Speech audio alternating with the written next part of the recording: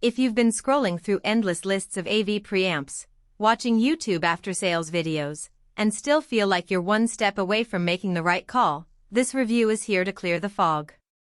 I've spent the last couple of weeks tinkering with a handful of mid-range preamps, reading through the handful of user comments that exist, and talking to a couple of home theater hobbyists who've already hooked the Marantz AV30 into their systems.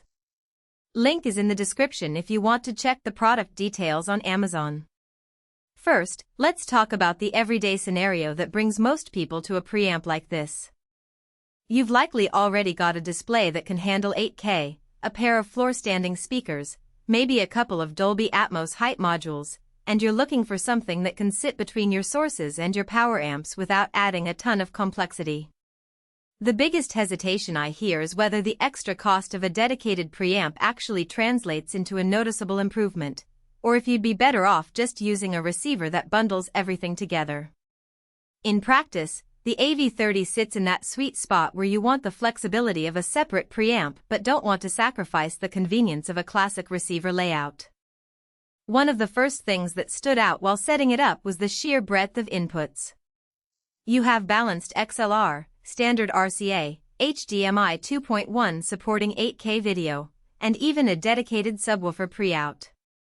For anyone who runs a mix of legacy analog gear and newer digital sources, that variety means you can keep your turntable, game console, streaming stick, and Blu-ray player all alive at the same time without resorting to a cheap switcher that could introduce noise.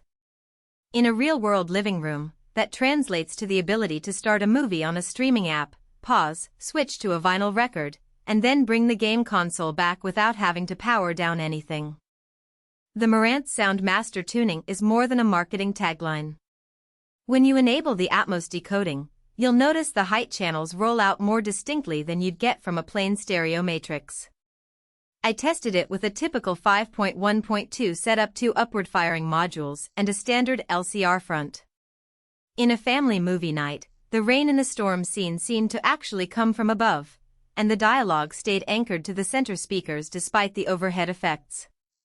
That kind of precise channel separation is where the AV30 earns its premium over a generic preamp that simply passes the signal through. Now, let's be honest about the trade-offs. The unit doesn't have built-in power amplification, so you still need external amps for each channel. For someone who already owns a set of decent amps, this isn't a problem, but if you were hoping to replace a full-featured receiver with a single box, you'll still end up buying additional gear. Another nuance is the user interface.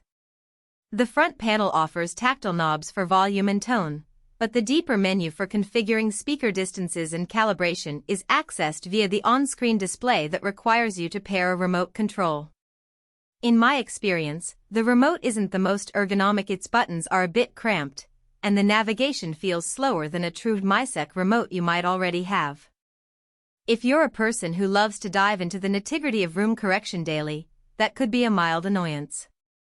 Who should buy the AV30?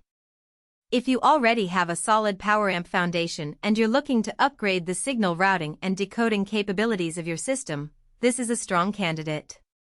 It's particularly worthwhile for owners of 8K televisions who want a preamp that can keep up with the latest bandwidth demands without needing to replace the whole receiver.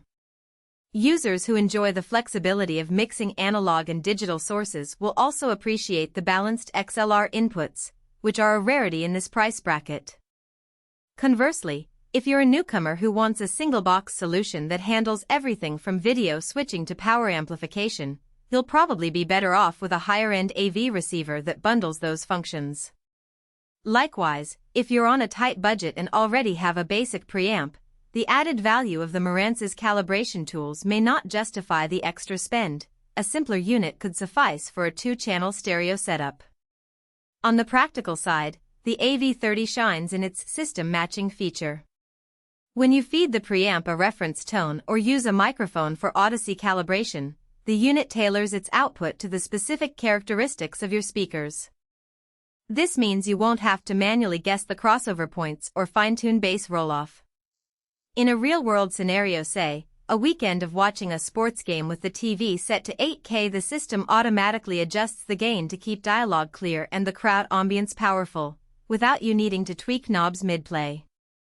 A weaker point shows up when you consider future expandability. The preamp offers 11.4 channel output, which is generous, yet the HDMI inputs are limited to 4. If you plan to run more than 4 video sources simultaneously, for example, a gaming